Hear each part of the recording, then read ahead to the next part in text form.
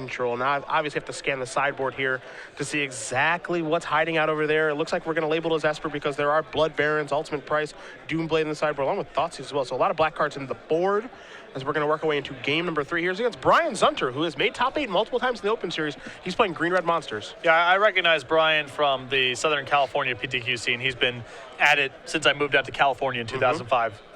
Steve, I do not actually know where he is from, but I played him in a PTQ in Las Vegas not that long ago. So likely from that area, maybe from somewhere in Southern California, maybe Phoenix, but he was at least at a Las Vegas area PTQ.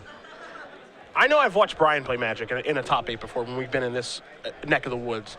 Stephen Watkins is also a familiar face as well, so right there with you. 2 players, and he's got the Las Vegas sleeve, so I think those are the Grand Prix Las Vegas sleeves, but he might be a Vegas local. Yeah.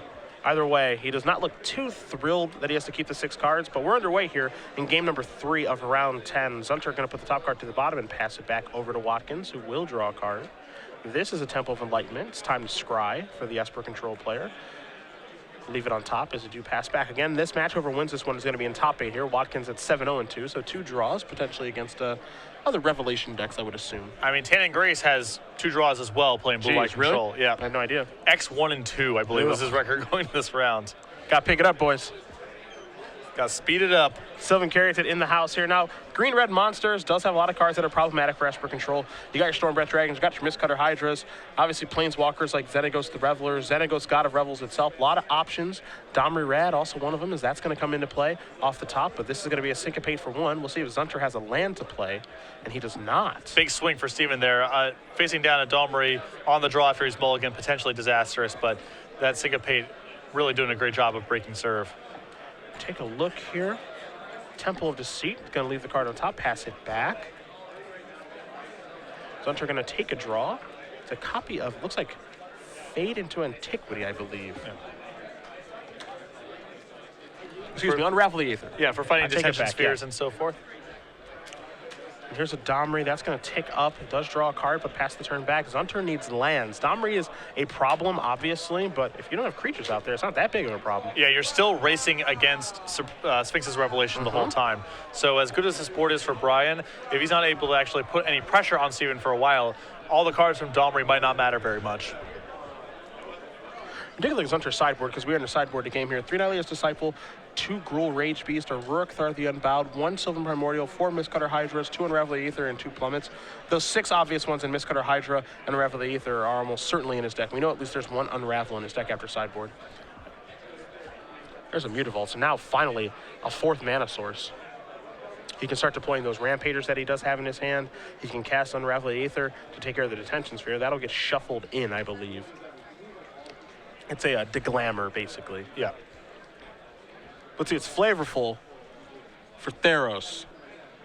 So instead of just calling it deglammer again, now it's Unravel the Aether. This card actually bothers me because Unravel the Aether feels like a blue card name to me. It does, I agree. It annoys me a little bit. It feels like a bounce spell. I'm not a flavor person by most stretches, but this is something that irks me.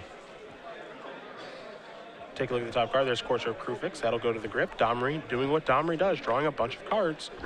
Zunter's hand is obviously full of spells, which Watkins knows because he's been missing land drops, and he knows some of the cards that are going to the grip because of Domri. Again, I can't impress us enough as good as it looks. Now, Steven missing a land drop is really bad for him because his plan for this game has to eventually be to overpower Brian when Sphinx's Revelation. That can't happen when he's missing land drops, so this is really bad. But leading up to this, Steven is still got some game here if he can find land drops and get to Sphinx's Revelation fast. Mustcutter Hydra off the top and coming into play for 3. See if Watkins has anything to do about that. He does not. And in we go for 3. Could have a card like Celestial Flare, Doomblade, something of that nature. Does not have it right now. All he can do is pass, draw. It's a Temple of Silence. It's a step in the right direction. As he looks at the top card, he's looking for lands, as you mentioned. Yeah. He also may be willing to just take some lumps here, knowing that Brian has to play into Supreme Verdict. So even if he has an answer to Mistcutter Hydra in hand, it's not necessary not certainly true that he would use it here. See, he's really giving this one some thought. You know, I feel like this is a matchup that really does favor Esper Control in the first game, but gets really bad from after sideboard. The tools are really tough to beat from Green Red Monsters. Yeah, I mean, you still have a good fundamental game plan of removal spells and card drawing, but the Monsters deck gets to cut a lot of its nonsense and bring in some really good anti-control haymakers, especially Mistcutter Hydra. Stomping Ground's going to come into play untapped. Here's 5 mana. This is another copy of Mistcutter Hydra. Obviously, this is uncounterable. So, looks like away we go here in a moment. Attack for 7. Going to put Watkins down to 10. Now would be a good time to cast Supreme Verdict. Yeah, I mean, the hand is force. Yeah. He has to run for 1 here out of desperation. Yeah. Up to 9. And he can't even stabilize this game with Elspeth because he knows about all of the Rampagers, at least, that Brian has access to. Well, there is Supreme Verdict, so that'll clear everything up. Little 3-for-1 action, but he's still under the gun. Got to worry about that Domri, and you know your opponent does have a ton of cards in hand. There's another copy of Unravel the Aether, so Detention Sphere will only be a momentary answer to Domri if that's what Watkins is planning on using. So, see what he's adding here momentarily. It's a Courser. Maybe looking for another more lands. Just an additional Courser right now. The Courser will go to the grip. Of course, the Courser Domri interaction. So let's see what this card is. That's a copy of Elvish Mystic. You still got to feel, if you're Steven, like this game is still winnable. Yeah, I mean, I wouldn't feel great, but it is definitely still winnable. I think that's a good word to use. Looks like you drew another Elspeth. The Rampager really contorts, you know, a lot of how he has to play the game, as Elspeth is no longer a particularly effective defensive stopgap, and he knows that he's at risk of dying because those Rampagers can essentially be burn spells. It's also, it looks like his hand is probably going to get forced here and cast an Attention Sphere. Watkins has one in his hand right now, and Domri is sitting at 6. I mean, you're not the ultimate yet, but you might not get a better chance to cast this. So yeah, there is a rather reluctant, it feels, Detention Sphere. He just has to pass the turn back. And there's also Unravel the Aether in Brian's hand already, so this is a disaster for Steven. Elvish Mystic goes to the hand for the draw. Top card is a Xenagos the Reveler. And it just seems like every card the Green Monsters have to sideboard makes things really difficult for the Esper Control player. Of course, Esper Control, I mean, they have tools as well. I'm not saying things are hopeless for them after sideboard. It just seems like things get more difficult for their side of the table. Yeah, and this is actually a pretty critical attack here from Brian, knocking Steven down to 4, as it now means that Mutavault plus Gore Clan Rampager is lethal. Yep. So now Steven's play is really contorted going forward.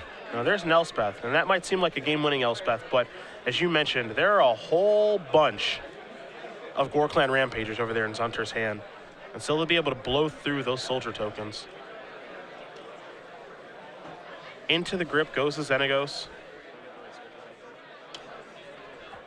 And there's another copy of Gore Clan Rampager.